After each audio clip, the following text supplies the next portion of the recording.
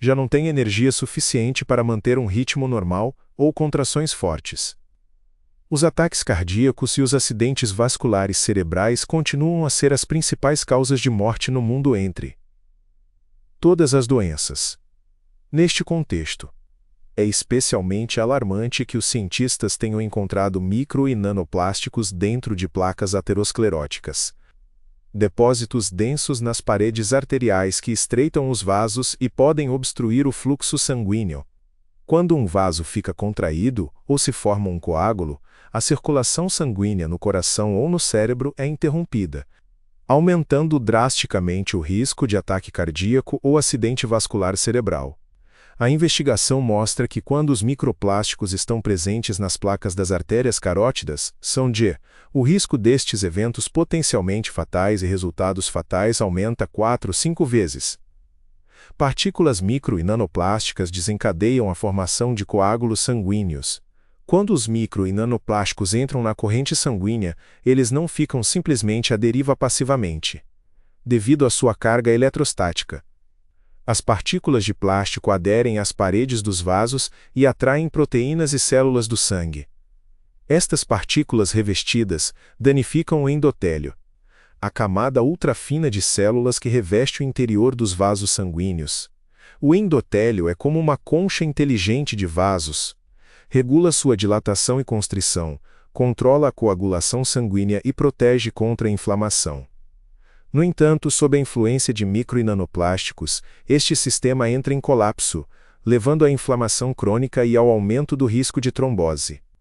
Além disso, os microplásticos carregados eletrostaticamente podem interagir com células sanguíneas, plaquetas e glóbulos vermelhos, perturbando o seu comportamento normal. Em condições normais, os glóbulos vermelhos carregam uma carga superficial negativa, chamada potencial zeta, que os impede de se unirem e permite que o sangue flua livremente, mesmo através dos mais pequenos capilares. Mas quando exposto a microplásticos, esta carga diminui. Os glóbulos vermelhos começam a se aglomerar, a viscosidade do sangue aumenta e começa a formação de coágulos. Como resultado, aparecem coágulos nos vasos, obstruindo o fluxo sanguíneo, o que é especialmente perigoso para o cérebro, o coração e os olhos. Consequentemente, isto aumenta o risco de fadiga crônica, distúrbios de visão, hipertensão, ataque cardíaco e acidente vascular cerebral. Os nanoplásticos interagem com as membranas celulares. Nanopartículas carregadas positivamente são fortemente atraídas por componentes carregados negativamente, levando à ruptura da integridade da membrana, por exemplo, em glóbulos vermelhos, plaquetas e células endoteliais. Micro e nanoplásticos induzem o desenvolvimento de câncer. O aumento das taxas de cancro em todo o mundo é absolutamente assustador. Acho muito legítimo chamar isso de epidemia. As estatísticas são preocupantes. A Organização Mundial da Saúde estimou que em 2020 em todo o mundo ocorreram cerca de 18,1 milhões de novos casos de câncer. Considerando que em 2022, apenas 2 anos depois, passou de 18,1 milhões para quase 20 milhões. E de fato, de acordo com a Organização Mundial da Saúde, se esta tendência continuar até 2050, em todo o mundo haverá 33 a 35 milhões de novos casos de cancro, o que constitui uma verdadeira epidemia e um verdadeiro problema de saúde grave que afetará todas as pessoas em todo o mundo. Então sim, isso é um grande problema. Durante muito tempo, o câncer foi considerado uma doença da velhice, resultado de mutações acumuladas no DNA, imunidade enfraquecida e anos de exposição a agentes cancerígenos. Mas hoje, devido à exposição aos nanoplásticos, as mutações podem começar a acumular-se no corpo em fases muito anteriores da vida. Há um aumento da taxa de câncer em todo o mundo em crianças e também em pessoas muito mais jovens do que eu costumava. Vereador, então o que está acontecendo agora é que estamos tendo um aumento no número de pessoas que contraem câncer, crianças, jovens, adultos e provavelmente não é devido ao fumo, álcool ou qualquer outra coisa, parece haver algo mais.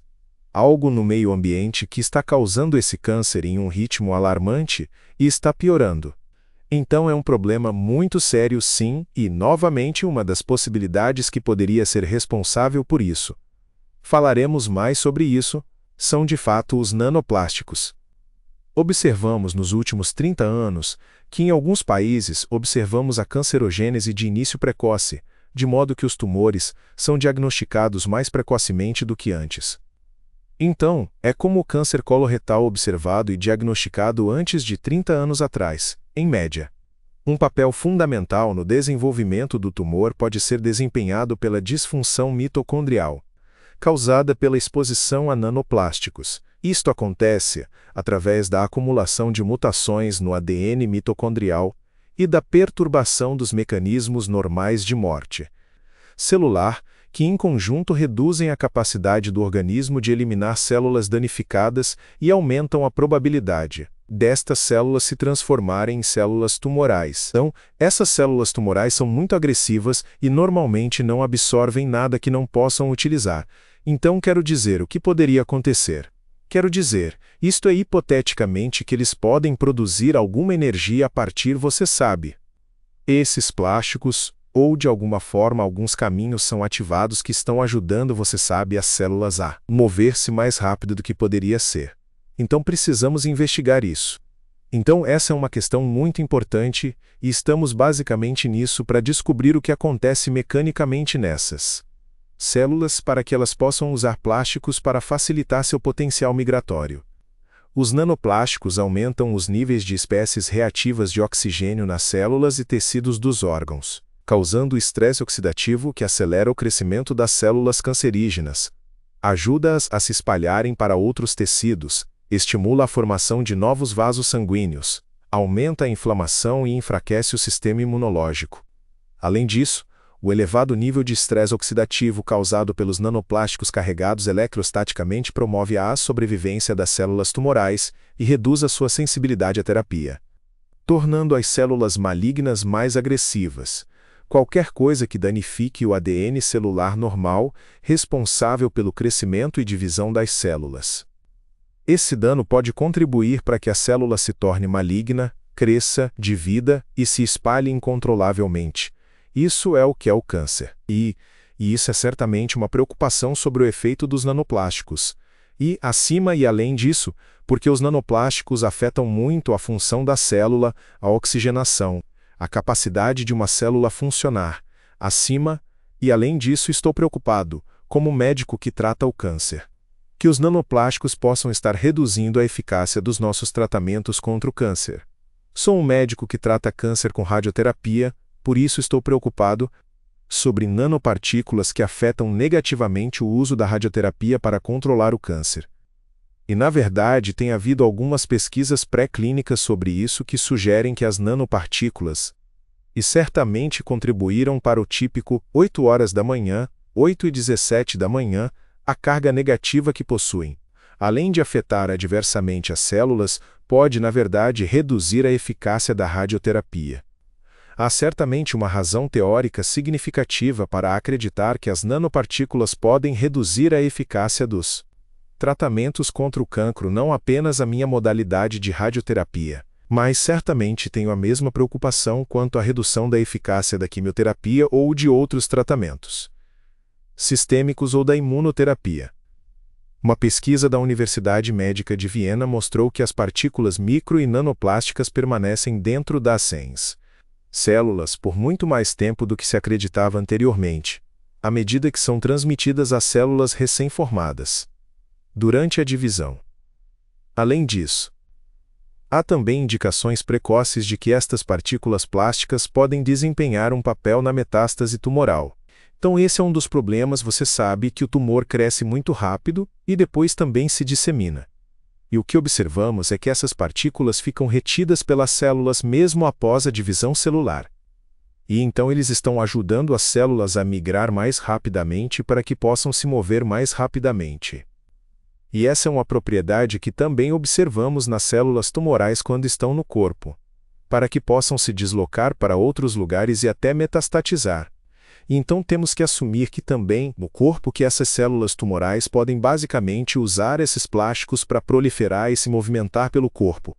Quando cheguei a esse tópico de plástico, pensei, sabe que isso a gente apresenta aqui, os nanoplásticos afetam todos os sistemas do corpo humano, 10h01 da manhã, 10h30 da manhã. Eles atuam como um gatilho que desencadeia uma cascata de processos que levam a doenças graves, tudo por causa de sua carga elétrica.